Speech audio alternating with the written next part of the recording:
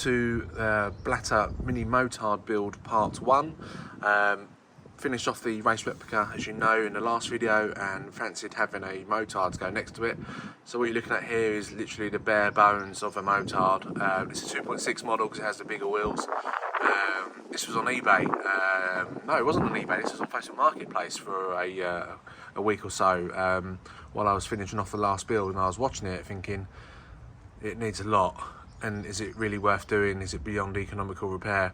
And I thought, sod it, you've got to start somewhere. So, you know, I take them apart anyway and go from the ground up. So this could be a good little base. I mean, the great thing about this bike is it has the front mudguard on. Front mudguard's obviously not in its original colour scheme, and apart from a little scuff on the front there, it's actually unbroken, which is quite rare on these. They're normally broken off at the mounting holes or snapped the mudguard off itself completely. It's got the tank on it, it's got the engine bracket, as you can see, and a few other little bits that I can take forward. It's got the obviously 6.5 inch wheels because it's a 2.6 model. I'm trying to like them, but I think I'm gonna fit a set of 4 inch wheels as the same was on my race replica. I just like how dinky they look, and it just adds to the whole experience. So yeah, that's the starting bed. Well, is it? There's another one. So yeah, this popped up on Facebook Marketplace night before last. It was a good price. It wasn't advertised properly, and I sort of seized the opportunity to grab it. So yeah, I've now got a skeleton and I've got a complete bike. It's a bit rough around the edges, but you know, again, it's got a lot of parts on that I would have had to buy to complete that one down there. So I've now ended up with two, and I think I've got a decent base for a project. 99% of these have broken rear bodywork. So as you can see here, this has been all mullered up. Don't know what's happened to it. It looks like it's been melted. It's actually cracked there as well. So yeah, it's not great, but you know, at least I've got actual bodywork. They also crack here as well. There's a hairline fracture there, and then there's a proper crack here, which is a shame. So look, I'm going to take this bodywork off. I don't actually know anybody that can repair fiberglass, so I'm probably going to end up buying you know, new bodywork for it. So which is expensive, but I like perfection, so that's the next step. Just take a last close look at the bike before I start tearing it down, just so you can appreciate how sort of rough it is. It's actually had a little clean earlier on. I might stick a little photo up in the corner there to show you when I was cleaning it. It was filthy, it was absolutely filthy, and I just wanted to try and get some of the crap off of it before I start working on it.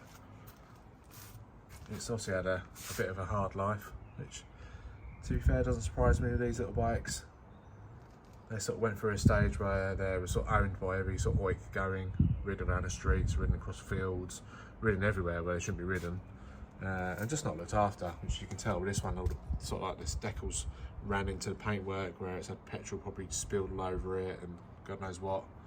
I still can't get over that tail end, sorry. It just, such a shame, so annoying. I had one of these, exactly the same as this, 10, 15 years ago. Again, I did a round-up job, and it looked amazing. I'll try and stick a picture of that in the footage as well for you, so you can appreciate what they can look like.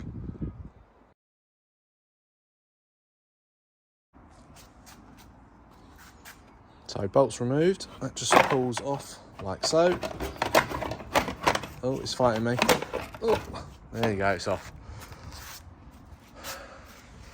So, in essence, when you sort of like take the bodywork off, all these little blatters look fairly the same.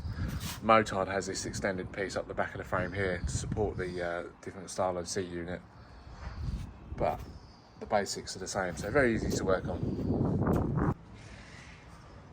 Bodywork all off. I've loosened up the exhaust pipe, loosened up the engine, removed the chain guard, took the tank out, spilt fuel everywhere, hence why it's wet down there, because I've had to wash the patio. Don't tell Mrs. Allen. But yeah, get in there. So let's get the engine exhaust pipe out.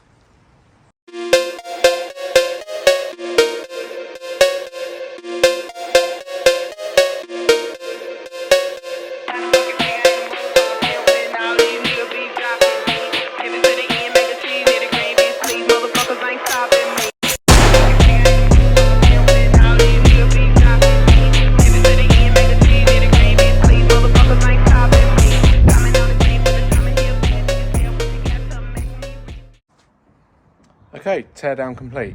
So everything is literally ready to go.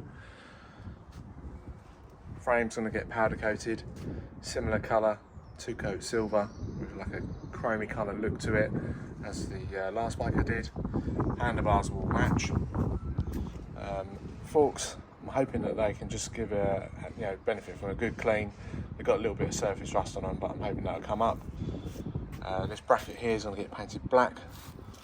These are the yokes here. They're for the forks. They're going to get polished by hand and get them into hopefully a much better condition than that.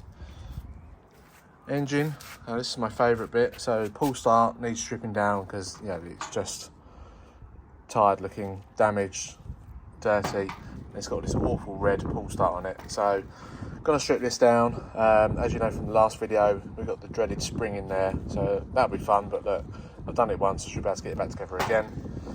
Engine case needs painting as well because it just looks like a mess. And then we've got the engine itself. The engine itself, it's filthy dirty. It's obviously never been cleaned. Carburetor fitted to it with, looks lovely. It's obviously new, but it's not a genuine Blata one. Had the air filter missing, and it has no like on-off for the fuel. So I'm going to try and find a genuine Blata one and get that mated up to the engine once I've got it all cleaned and looking presentable. So that's it for part one of the Blata Motard strip down. Might be a few weeks before I get the next one done, but look, I'll see you then.